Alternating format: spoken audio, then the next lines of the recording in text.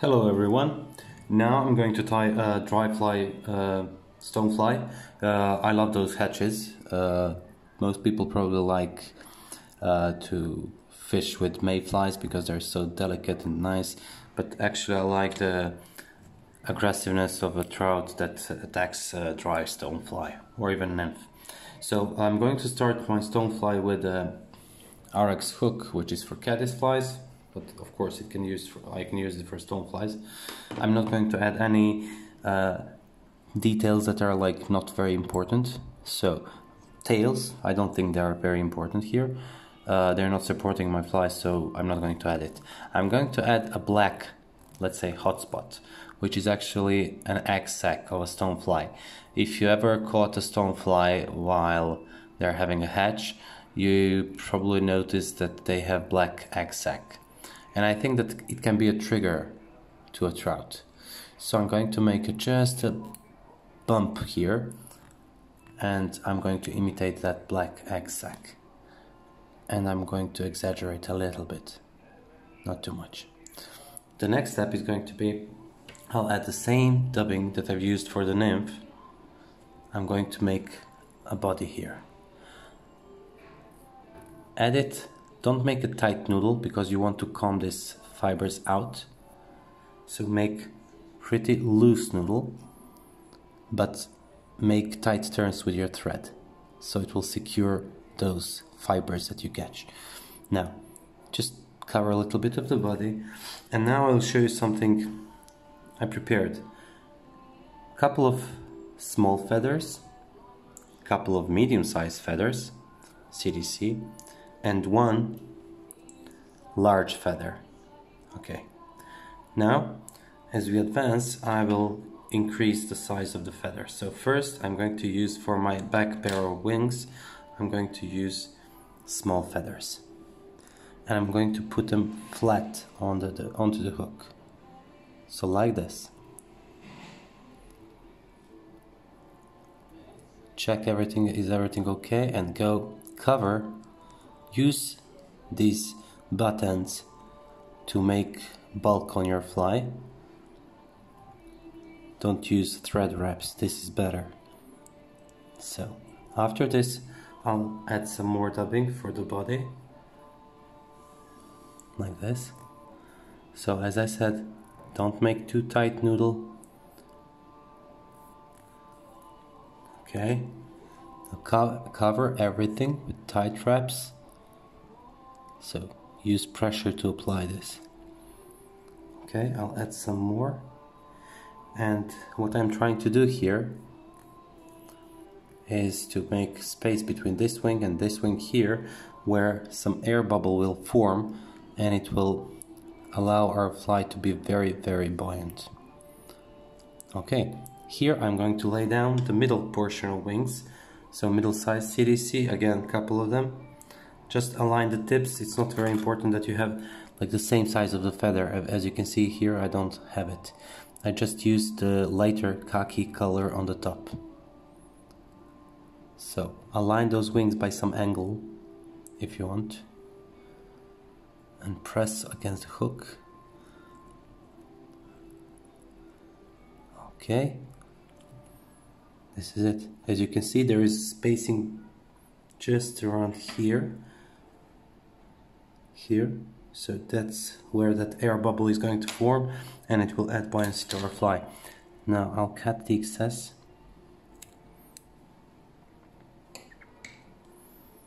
and I'll make this taper here a little bit. Okay, now I'm going to make a dubbing loop here, and I'm going to leave it aside.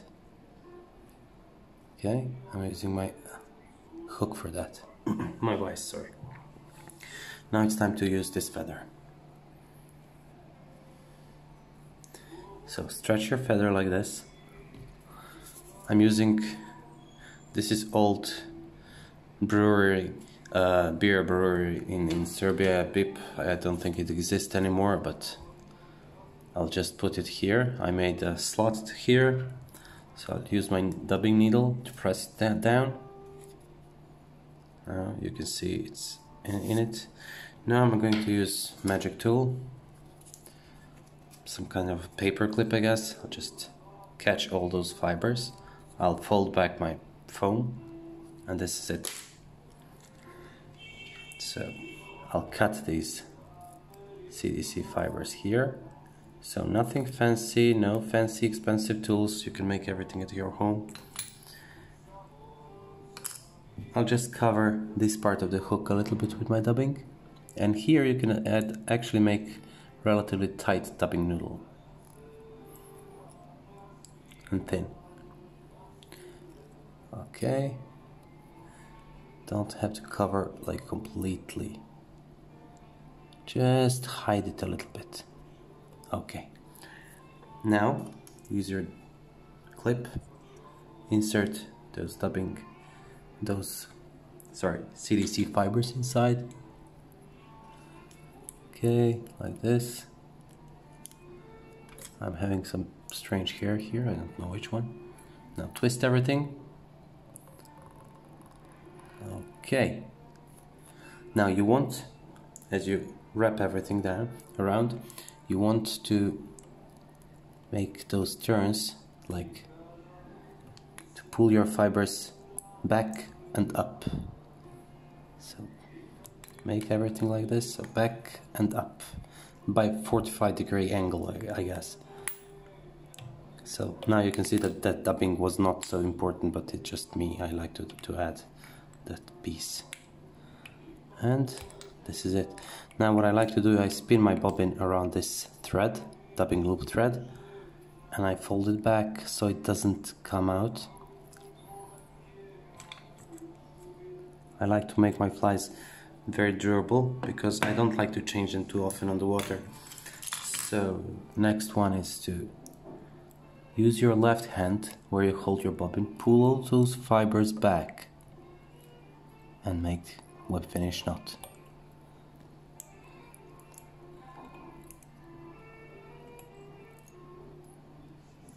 This is it. It's a big fly, it's a big head, so it doesn't have to be delicate. And now the part that's important is to brush out those fibers, so this body will actually look even bigger than it actually is, because stoneflies, as you know, have rather thick body. So go left and right and do like make your fly very wide. So X-sac will be underwater, and everything else, those wings will support to stay on or above the water. So this is a very big fly. I mean, this is probably size 8 hook, I'm not sure. I don't have back for it. So thank you very much for watching. Thank you for your time, and see you next time. I hope you liked this video. If you did, just press like button and subscribe.